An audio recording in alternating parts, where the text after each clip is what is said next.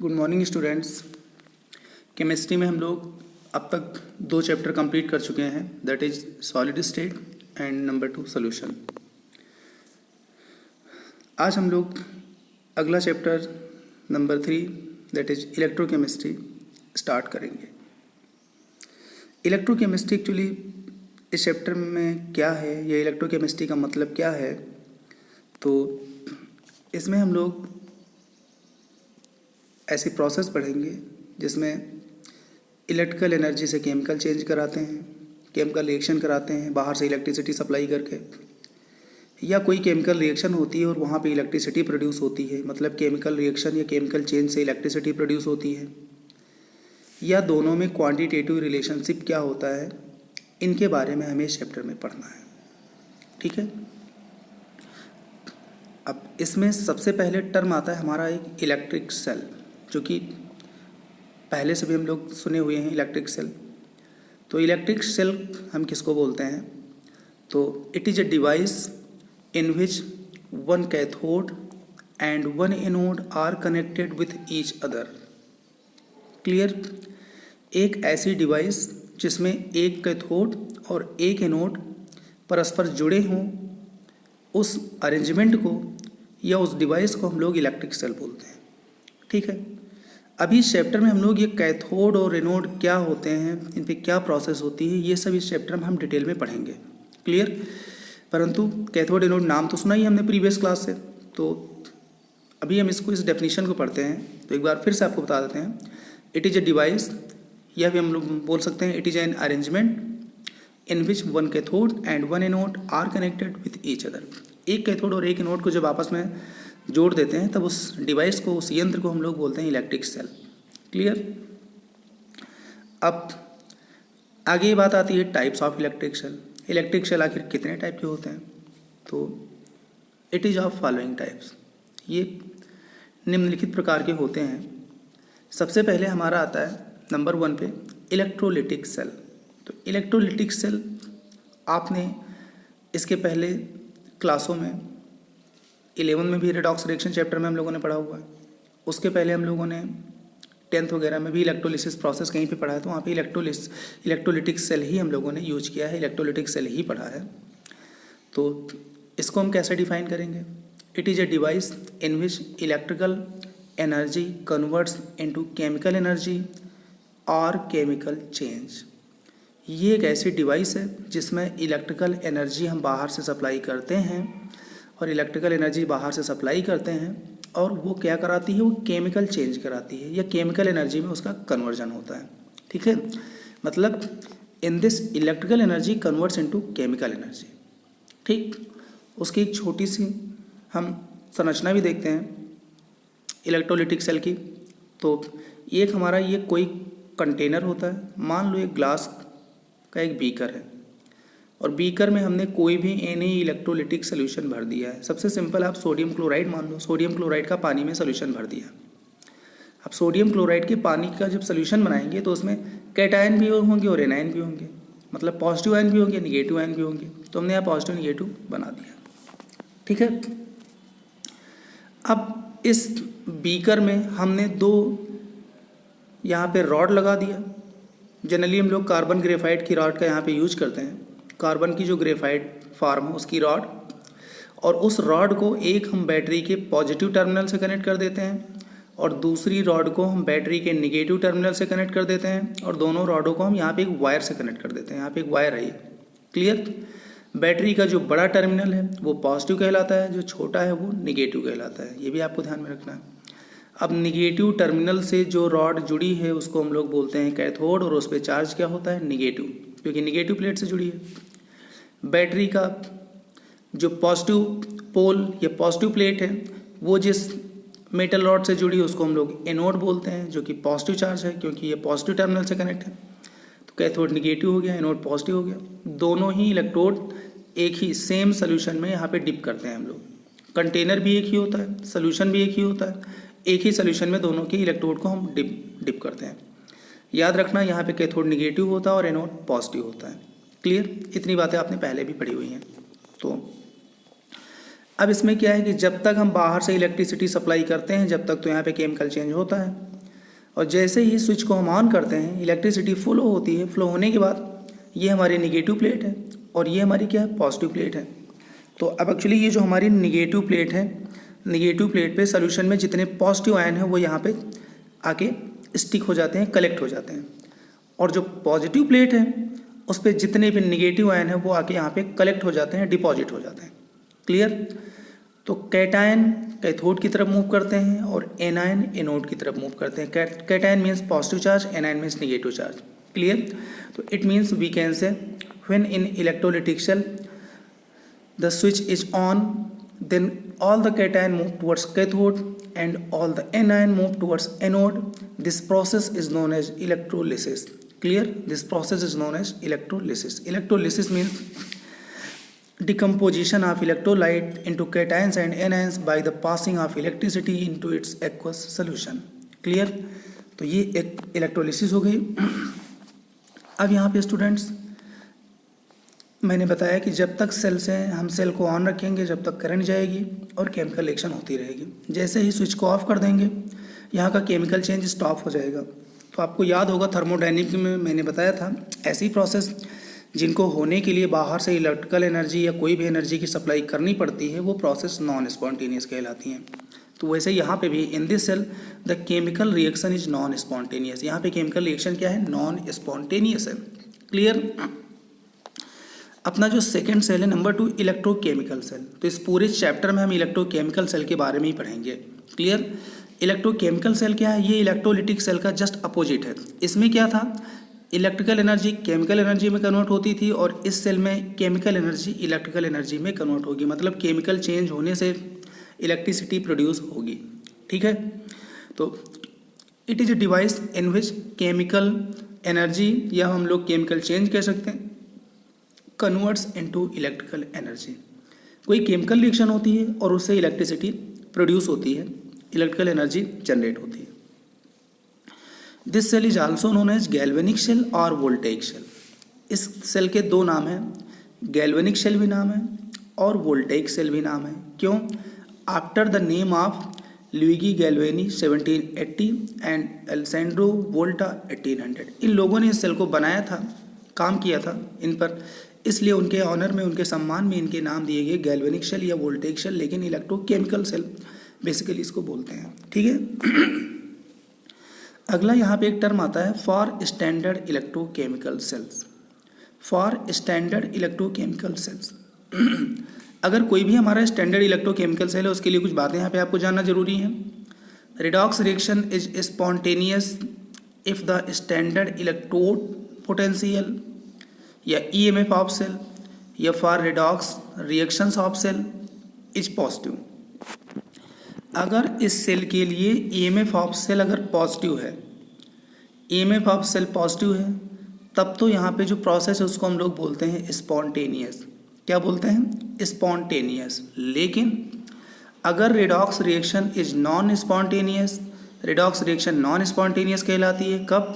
If the standard electrode potential या EMF of cell बोलेंगे यहाँ पे for redox reaction is negative. Redox reaction के लिए जो ईएमएफ ऑफ सेल है, स्टैंडर्ड ईएमएफ ऑफ सेल, अगर वो निगेटिव है तो प्रोसेस नॉन स्पॉन्टेनियस है, अगर वो पॉजिटिव है तो प्रोसेस क्या होगी? स्पॉन्टेनियस। अब ये ईएमएफ ऑफ सेल क्या होता है बच्चों, ये हम इसी चैप्टर में आगे पढ़ेंगे डिटेल में, तो अभी इस पर हम कोई डिस्कस नहीं कर रहे हैं। ईएमएफ ऑफ सेल कैसे फाइंड करते हैं, स्टैंडर्ड ईएमएफ ऑफ सेल क्या होता है, ईएमएफ ऑफ सेल क्या होता है, ये सारी चीज़ें हम लोग इस चैप्टर में आगे पढ़ेंगे। ये जो यहाँ पे ई पे ऊपर नॉट लगा दिया गया इसका मतलब standard EMF of cell, not ना होता तो हम लोग बोलते हैं ईएमएफ ऑफ सेल। तो ये सारी चीज़ें हम आगे पढ़ेंगे।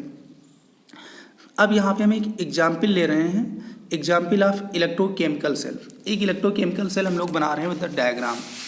ये डायग्राम बच्चों समझना बहुत ज़रूरी है और इसमें कोई भी चीज़ आपको छोड़नी नहीं है, जितनी चीज़ें मेंशन है उतनी चीज़ें आपको यहाँ पे बनाना है।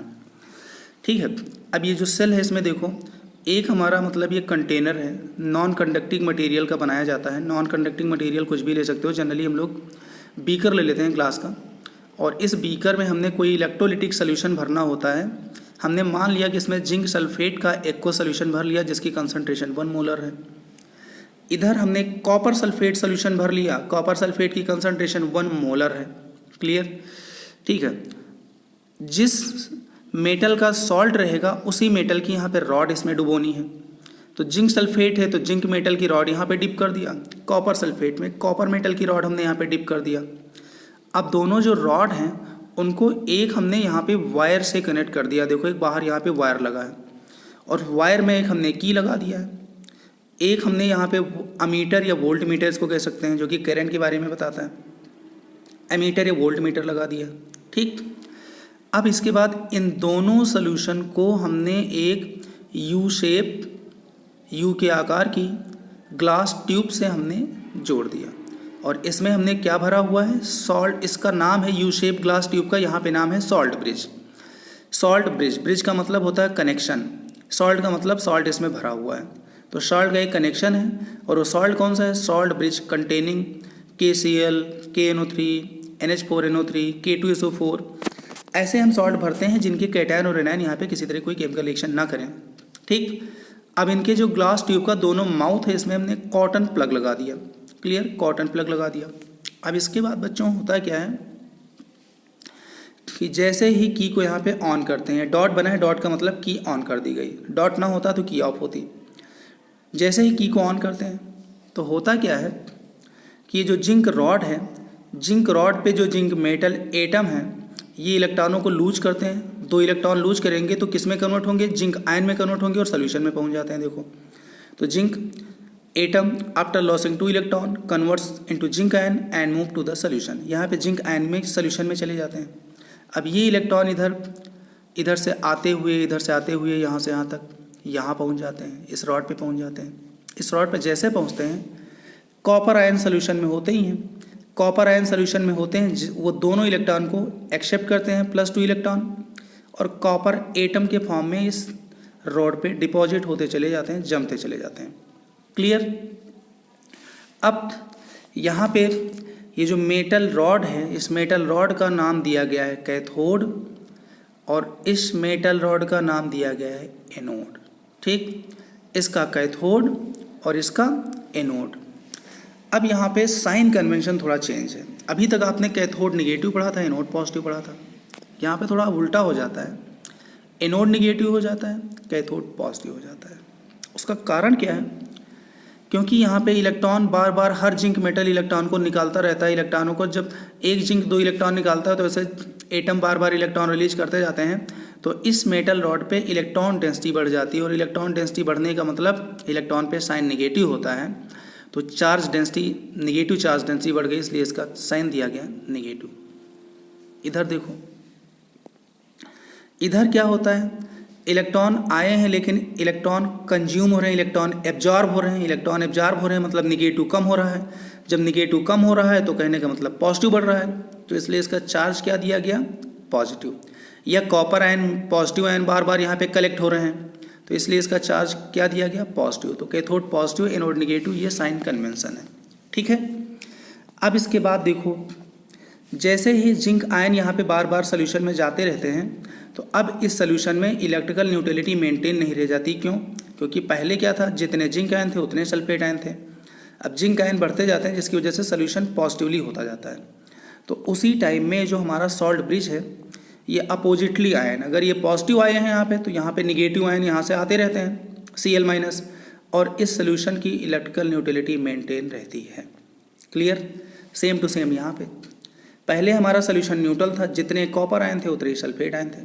अब कॉपर आयन यहाँ से कम होते रहते हैं तो एनायन यहाँ पे बढ़ते रहते हैं। क्या है, एनायन बढ़ते रहते हैं जिसकी वजह से सोल्यूशन की इलेक्ट्रिकल न्यूट्रलिटी मेंटेन नहीं रहती है। तो कॉपर आयन, पॉजिटिव आयन जब कम होते रहते हैं तो इधर से पोटेशियम आयन, अगर KCl लिया है तो पोटेशियम आयन, KNO3 लिया है तो पोटेशियम आयन, अमोनियम नाइट्रेट लेंगे तो अमोनियम आयन, मतलब पॉजिटिव आयन इधर से NF नंबर में आते रहते हैं सोल्यूशन में, और सोल्यूशन में पॉजिटिव और निगेटिव चार्ज मेंटेन रखते हैं, बराबर रखते हैं, इलेक्ट्रिकल बैलेंस बराबर रखते हैं। क्लियर, तो ये फंक्शन है सॉल्ट ब्रिज का। क्लियर, ठीक है। अब इसके बाद देखो यहाँ पे होता क्या है कि ये हमारा कैथोड हो गया और ये एनोड हो गया। इलेक्ट्रॉन, याद करो आप, इलेक्ट्रॉन इधर से इधर जा रहे हैं, मतलब इलेक्ट्रॉन एनोड से कैथोड की तरफ जाते हैं और इलेक्ट्रॉन निगेटिवली चार्ज हैं। और कोई भी चार्ज पार्टिकल जब चलता है तो उसकी वजह से करंट प्रोड्यूस होती है, करंट कॉन्स्टिट्यूट होती है, कन्वेंशनल करंट होती है। और कन्वेंशनल करंट की जो डायरेक्शन है वो निगेटिव चार्ज के अपोजिट डायरेक्शन, पॉजिटिव चार्ज में सेम डायरेक्शन में।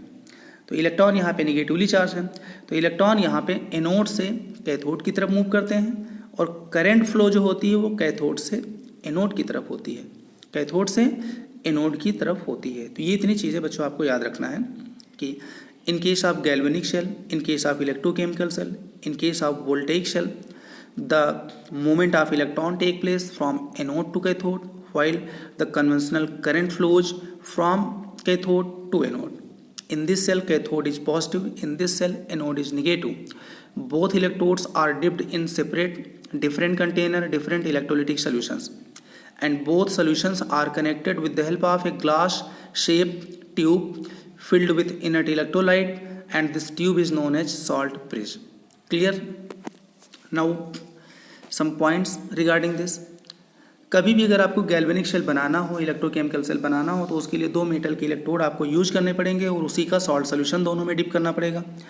कोई भी मेटल लोगे, आयरन लोगे तो आयरन सल्फेट, सिल्वर लोगे तो सिल्वर का नाइट्रेट या कोई भी सोल्यूशन आपको डालना पड़ेगा। तो कभी भी जब आपसे पूछा जाए कि भाई 2 मेटल हैं, दोनों मेटल का हमें सोल्यूशन बनाना है, तो किस मेटल को आप कैथोड बनाओगे, किस मेटल को एनोड बनाओगे, इसके लिए यहाँ पे रूल है, उसको आपको याद करना बहुत जरूरी है। For constructing electrochemical cell, the metal whose standard reduction potential is more used as cathode and whose standard reduction potential is lower or less is used as anode. और ये जो स्टैंडर्ड रिडक्शन पोटेंशियल है, इसके लिए आगे एक series आपको मिलेगी, इलेक्ट्रोकेमिकल सीरीज, वहाँ पे इनकी वैल्यू लिखी होती है, तो वो आप कुछ मेटल के आपको लर्न करने पड़ेंगे। तो जिस मेटल का SRP स्टैंडर्ड रिडक्शन पोटेंशियल ज़्यादा है वो कैथोड आप यूज़ करोगे, जो कि राइट हैंड साइड रहेगा। जिसका कम है उसको एनोड बनाओगे, जो कि लेफ्ट हैंड साइड में रहेगा। अगर आपने उल्टा क्रॉस कनेक्शन कर दिया तो करंट फ्लो ही नहीं होगी। क्लियर? अब इसके बाद electrode reactions in above cell, जो ऊपर की सेल, इसमें इलेक्ट्रोड रिएक्शन क्या क्या हुई हैं, तो ध्यान से देखो। जो जिंक मेटल है वो तो जिंक इलेक्ट्रॉन को लूज करके जिंक आयन में चला जाता है, सोल्यूशन में जाता रहता है, तो धीरे धीरे जिंक जो रॉड है ये पतली होती जाती है, थिन होती जाती है, इसका वेट कम होता जाता है। कॉपर आयन कॉपर की रॉड पे डिपॉजिट होते जाते हैं, इलेक्ट्रॉन को एक्सेप्ट करके रिड्यूस होके, और कॉपर की रॉड धीरे धीरे क्या होती जाती है, थिक होती जाती है। क्लियर? तो ये बात आपको याद रखना है, जिंक रॉड थिन होगी, कॉपर रॉड थिक होगी। क्लियर? तो अब यहाँ पे एनोड पे कौन सी रिएक्शन है, जिंक मेटल है, जिंक आयन में कन्वर्ट हो गए बाई लॉसिंग 2 इलेक्ट्रॉन। इस प्रोसेस को बोलते हैं ऑक्सीडेशन या ऑक्सीडेशन हाफ रिएक्शन। कैथोड पे कॉपर 2+ 2 इलेक्ट्रॉन एक्सेप्ट करके कॉपर मेटल के फॉर्म में डिपॉजिट हो जाते हैं, इस प्रोसेस को रिडक्शन बोलते हैं या reduction half reaction. Complete reaction तभी होती है जब किसी का ऑक्सीडेशन हो, किसी का रिडक्शन हो, मतलब रिडॉक्स रिएक्शन हो, अदरवाइज हाफ रिएक्शन बोलते हैं। नेट रिएक्शन में दोनों को इलेक्ट्रॉन कैंसिल हो गए, इधर हमने इधर ऐड कर दिया, इधर हमने इधर ऐड कर दिया। Zinc metal plus copper ion 1 molar concentration is equals to zinc ion 1 molar concentration copper. तो ये होल रिएक्शन क्या है, रिडॉक्स रिएक्शन। तो इलेक्ट्रोकेमिकल सेल में भी रिडॉक्स रिएक्शन होती है, और इसके पहले हमने जो नंबर 1 पे इलेक्ट्रोलिटिक शेल पढ़ा था वहाँ पे भी रिडॉक्स रिएक्शन होती है। क्लियर? कैथोड पे रिडक्शन, एनोड पे ऑक्सीडेशन, और होल रिएक्शन रिडॉक्स रिएक्शन। अकेले एक रिएक्शन कभी होती ही नहीं, जब भी होती है दोनों रिएक्शन साथ साथ होती हैं। ये तो हम इमेजिन करते हैं कि यहाँ पे ऑक्सीडेशन, यहाँ पे रिडक्शन है, अकेले ना ऑक्सीडेशन होता है ना अकेले रिडक्शन होता है, हमेशा साथ साथ होता है, इसीलिए होल रिएक्शन को रिडॉक्स रिएक्शन बोलते हैं। ठीक है? अगली बात, oxidation always occurs at anode and reduction always occurs at cathode. Oxidation हमेशा एनोड पे होता है, रिडक्शन हमेशा कैथोड पे होता है। सेल कोई भी हो, चाहे इलेक्ट्रोलिटिक सेल हो, चाहे इलेक्ट्रोकेमिकल सेल हो, या कोई भी सेल हो, ये आपको हमेशा याद रखना है, इसमें कोई डिफरेंस नहीं है। बाकी चीज़ों में डिफरेंस है, वो हम इलेक्ट्रोलिटिक और इलेक्ट्रोकेमिकल सेल के डिफरेंस हम आगे पढ़ेंगे, या हमने दोनों के बारे में आपको डिस्क्राइब कर दिया है। आप दोनों के पॉइंटों को देख लें, दोनों में क्या डिफरेंस, और आप अपने आप ही डिफरेंस नोट कर सकते हैं। क्लियर?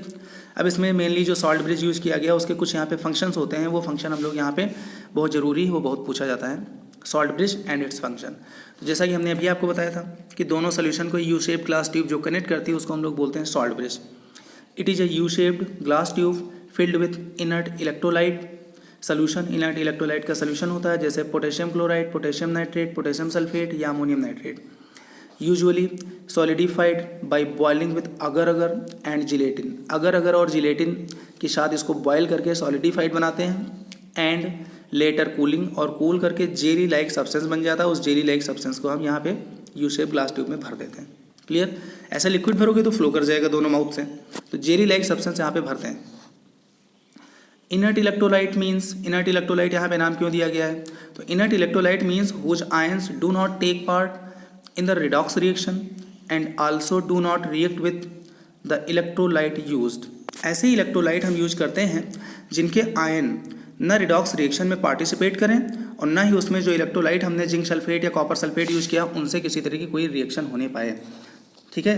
नहीं तो फिर हमारी सेल रिएक्शन डिस्टर्ब हो जाएगी और हम इलेक्ट्रिसिटी प्रोड्यूस करना चाहते हैं वो प्रोड्यूस नहीं हो पाएगी। क्लियर? अगली इसमें अब इसके बाद सॉल्ट ब्रिज के कुछ हम लोग यहाँ पे फंक्शन देख लेते हैं। Number A, to complete the electrical circuit by flow of electrons in the outer circuit and by flow of ions from one solution to the other without mixing of the two solutions in inner circuit। तो outer circuit में इलेक्ट्रॉनों का flow कराता है और inner circuit में ion का flow कराता है। तो ये चीज़ें आपको याद रखना है। नंबर बी है, to maintain the electrical neutrality of both the anodic and cathodic compartment. जो हमारा एनोड जिसमें पड़ा है उसको एनोडिक कंपार्टमेंट बोलते हैं, जो कैथोड पड़ा उसको कैथोडिक कंपार्टमेंट बोलते हैं। तो दोनों की इलेक्ट्रिकल न्यूट्रलिटी क्या होती है? मेंटेन रहती है। तीसरा है नंबर सी। नंबर सी में है, for the smooth flow of current, current के स्मूथ फ्लो होने के लिए द मोबाइलिटी और ट्रांसपोर्ट नंबर ऑफ कैटायन। यहाँ पे एक टर्म यूज करते हैं मोबाइलिटी और ट्रांसपोर्ट नंबर। तो द मोबाइलिटी और transport number of cation of electrolyte should be equal to mobility और transport number of anion of electrolyte. मतलब जिस स्पीड से कैटायन मूव करे एक कंटेनर में उसी स्पीड से एनायन मूव करे दूसरे कंटेनर में, इसको हम लोग बोलते हैं मोबाइलिटी दोनों की इक्वल होना या ट्रांसपोर्ट नंबर दोनों की इक्वल होना। Clear students? तो इन KCl, जैसे हम एग्जाम्पल हम मान लो हमने KCl सोल्यूशन भरा हुआ है सॉल्ट ब्रिज में, तो सॉल्ट ब्रिज में अगर हमने KCl सोल्यूशन भरा हुआ है तो इसका मतलब ये हुआ कि mobility of K+ ion is equal to mobility of Cl- ion. ऐसे मान लो अमोनियम नाइट्रेट भरा हुआ है तो उस केस में mobility of ammonium ion is equal to mobility of nitrate ion, या transport number of ammonium ion is equal to transport number of nitrate ion. This is mobility equal. Clear? अगला point है number D. Number D में कहा गया है, it should not react with contents of either cathode और anode. If the salt bridge is not used in the cell the current stops flowing. तो पहली बात तो यहाँ पे it should not react with contents of either cathode और anode. जिस material का कैथोड बना है या जिस मटेरियल का एनोड बना है या जिस मेटल का कैथोड एनोड बना है उससे इसकी रिएक्शन नहीं होनी चाहिए, इसका कैटायन या एनायन उससे रिएक्शन ना करे। ठीक? नहीं तो फिर चार्ज नहीं मेंटेन रहेगा। क्लियर? और दूसरी बात है, if the salt bridge is not used, अगर हम सेल में सॉल्ट ब्रिज यूज नहीं करते हैं the current stops flowing, current flow नहीं होती है। इस पॉइंट को बच्चों आपको याद करना बहुत ज़रूरी है, याद रखना। ये कई बार पूछा गया है। क्यों? क्योंकि सर्किट कंप्लीट नहीं होती है। क्या कंप्लीट नहीं होती है? सर्किट कंप्लीट नहीं होती है। यहाँ पे एक टर्म आता है लिक्विड जंक्शन पोटेंशियल या LJP बोलते हैं, या पोटेंशियल को E से डिनोट करते हैं, तो जंक्शन पोटेंशियल को EJ यहाँ पे लिख देते हैं। अब इसका मतलब क्या होता है? तो इसका मतलब ये होता है actually when two electrolytic solutions are directly in contact, अगर दोनों इलेक्ट्रोलिटिक सोल्यूशन डायरेक्टली कांटेक्ट में हो जाए, मतलब सॉल्ट ब्रिज का प्रयोग ना करें, ions move across the junction with different speed. तो जो दोनों लिक्विड का जो जंक्शन होता है उस जंक्शन पे जो आयंस हैं वो एक दूसरे की तरफ मूव करेंगे डिफरेंट स्पीड से। As a result a potential difference setup, और इसका एक रिजल्ट होगा कि वहाँ उस पॉइंट पे एक पोटेंशियल डिफरेंस प्रोड्यूस हो जाएगा, पोटेंशियल डिफरेंस बन जाएगा, उत्पन्न हो जाएगा, रेडी हो जाएगा, ये सेटअप हो जाएगा। कहाँ पे? उन दोनों के जंक्शन पे, which is known as, which is called liquid junction potential. उस पोटेंशियल को लिक्विड जंक्शन पोटेंशियल बोलते हैं। Clear? The EMF of cell, इसका मतलब ये हुआ कि उस सेल का जो EMF है, इलेक्ट्रोमोटिव फोर्स है, EMF का फुल फॉर्म है इलेक्ट्रोमोटिव फोर्स है। इसका मतलब the EMF of cell is the sum of reduction potential, reduction potential का सम है, जो कि 1 इलेक्ट्रोड पे होता है, एंड ऑक्सीडेशन पोटेंशियल जो 2nd इलेक्ट्रोड पे होता है, and the liquid junction potential. इसका मतलब अगर इसे मेंशन करना चाहें तो ई शेल या ईएमएफ ऑफ सेल हम कैसे लिखेंगे? ई से लिख सकते हो या इसको ईएमएफ ऑफ से लिख सकते हो। Oxidation potential of anode plus reduction potential of cathode plus liquid junction potential. लेकिन ये जनरली ईएमएफ ऑफ सेल में ये हम लोग नहीं मेंशन करते हैं। उसका कारण क्या है?